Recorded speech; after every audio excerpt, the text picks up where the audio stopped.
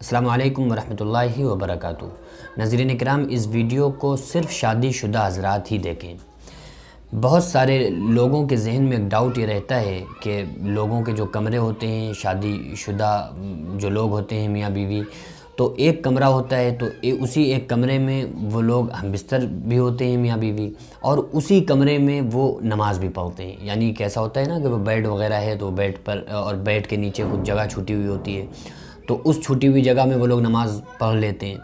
تو کیا ایسے کمرے میں، ایسے روم میں، جس کمرے میں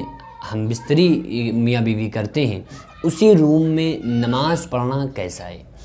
تو اچھی طرح سے سمجھ لیجئے کہ نماز کی شرائط میں سے ایک شرط یہ بھی ہے کہ آپ کی وہ جگہ کا پاک ہونا، یعنی کہ جس جگہ آپ نماز پڑھ رہے ہیں اس جگہ کا پاک ہونا، یہ بھی شرط میں سے ہے۔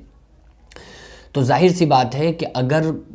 کوئی شخص بیڈ کے اوپر ہم بستر ہو رہا ہے تو اس سے جو نیچے کی جو جگہ ہے وہ اس کی وجہ سے ناپاک نہیں ہوگی، بلکہ وہ جگہ پاک رہے گی۔ آپ جس جگہ پر نماز پڑھ رہی ہیں، اگر وہ جگہ پاک ہے، اس جگہ میں کسی قسم کی کوئی گندگی نہیں لگی ہوئی ہے، تو پھر ایسی جگہ پہ نماز پڑھنا جائز ہے۔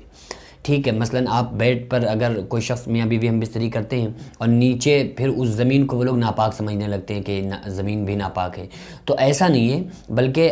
وہ آپ کا بیڈ بھی ناپاک نہیں ہوگا، لیکن اگر اس بیڈ میں یا گدے میں یا جس جو چادر وغیرہ ہوتے ہیں، جو بستر ہوتے ہیں، اگر ان بستروں میں یا ان چادر میں اگر وہ گندگی لگتی ہے تو وہ کپڑے ہوں یا چادر ہوں یا بیڈ شیٹ ہو تو وہ ناپاک ہو جائے گی۔ لیکن اگر ان کپڑوں میں یا اس بیڈ شیٹ میں بھی اگر گندگی نہیں لگتی ہے تو پھر وہ آپ کا بیڈ بھی پاک رہے گا، آپ کوئی پرابلم نہیں۔ اگر آپ چاہیں تو بیڈ پر بھی نماز پڑھ سکتے ہیں، بشرطے کہ وہ بیڈ پر ویسے گدے نہیں ہونا چاہیے جو ایک دم اسپنج والے ہوتے ہیں، بلکہ آپ کے یا تو بیڈ پہ گدے نہ ہوں یا پھر آپ کے کرے اور مضبوط والے گدے ہوں، تو پھر آپ اس بستر پہ آپ نماز بھی پڑھ سکتی ہیں، بشرطے کہ جگہ پاک ہونی چاہیے۔ اس میں ذرہ برابر بھی ڈاؤٹ آپ کو نہ ہو کہ بھئی یہ جگہ پاک ہے نہ ہو، یہ پاک ہے ناپاک ہے، تو آپ کو جب کنفرم ہو جائے کہ یہ جگہ پاک ہے تو پھر آپ اس جگہ پر جہاں نماز ہم بستر ہوتے ہیں اس جگہ پر آپ نماز پڑھ سکتے ہیں۔